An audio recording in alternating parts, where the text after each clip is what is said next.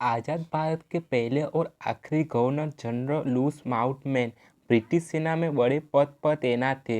वह British India के आखिरी वायसराय थे। वहीं ब्रिटेन के राज घराने से उनका ताल्लुक था। बात आज़ाद भारत की होती है तो इतिहास के पत्रों में लॉर्ड लुईस माउंटबेटन का नाम नज़रअंदाज नहीं किया जा सकता है। वो ब्रिटिश भारत के आखिरी वायसराय थे।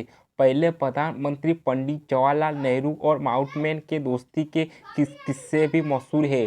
बता दें कि माउंटबेटन का ताल्लुक ब्रिटेन के राजघराने से था। वो मौजूद किंग चार्ल्स के दादा के चचेरे भाई थे, यानी वो क्वीन विक्टोरिया के पोते थे। भारत में आज़ादी के बाद उन्हें गवर्नर जनरल बनाया गया। वहीं भारत से लौटने के 21 साल के बाद उग्रवादियों ने उनकी हत्या कर दी थी। माउंटबेटन ब्रिटिश सेना में बड़े पद पर आसीन थे। वो एडमिरल ऑफ फ्लीट के पद पर थे। 25 जून 1900 को उनका जन्म हुआ था। माउंटबेटन के प्रशासन के दौरान ही भारत को आज़ादी भी मिली और भारत दो भागों में बंट भी गया। पहले विश्व युद्ध के दौरान माउंटबेटन के पिता समुद्री कमांडर थे, लेकिन बाद में उन्होंने अपना पद छोड़ दिया था। उन्हें दक्षिण पूर्व एशिया कमान का 6th कमांडर बनाया गया था। सुभाष चंद्र बोस ने जब जापान के साथ मिलकर भारत को आज़ाद कराने के लिए आज़ाद हिंद फौज बनाई थी, तब वर्मा ने माउंटबेटन की अगुवाई में ही ब्रिटिश सेना ने युद्ध लड़ा था और जीत हासिल की थी। इसके बाद सिंगापुर में जापान ने आत्मसमर्पण किया। बताया जाता है कि तत्कालीन ब्रिटेन के प्रधानमंत्री क्लेमेंट एटली ने उनका नाम गवर्नर जनरल बताया जाने के लिए प्रस्तावित किया था।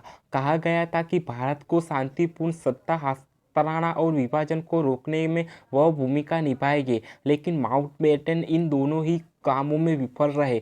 माउंटबेटन ही वह शख्स थे जिन्होंने बंटवारे की तारीख जून 1948 से बदलकर 15 अगस्त 1947 कर दी थी।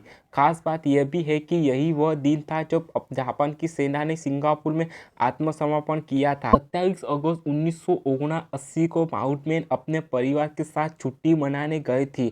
आयरलैंड के काउंटी सिलांगो का एक गांव के पास वह फिशिंग बोट से जा रहे थे, तभी विस्फोट में उनके साथ दो पोतों की मौत हो गई। इसकी जिम्मेदारी प्रोविंशियल आयरिश रिपब्लिक आर्मी ने ली थी और कहा था कि यह देश पर कब्जा करने वाले अंग्रेजों का ध्यान खींचने के लिए किया गया है। बताया जाता है कि 20 साल पहले से ही उनकी हत्या की कोशिश की जा रही थी। माउंटबेटन खुफिया विभाग की चेतावनी के बावजूद आयरलैंड गए थे। हालांकि दावे ऐसे भी किए जाते हैं कि ब्रिटिश इंटेलिजेंस ने उनकी हत्या करवा दी थी। उनकी हत्या के दस्तावेज सार्वजनिक किए गए हैं, लेकिन हत्या की सही वजह का पता नहीं चल पाया। माउंटबेटन की मौत के बाद भारत में भी 7 दिन का शोक घोषित किया गया था।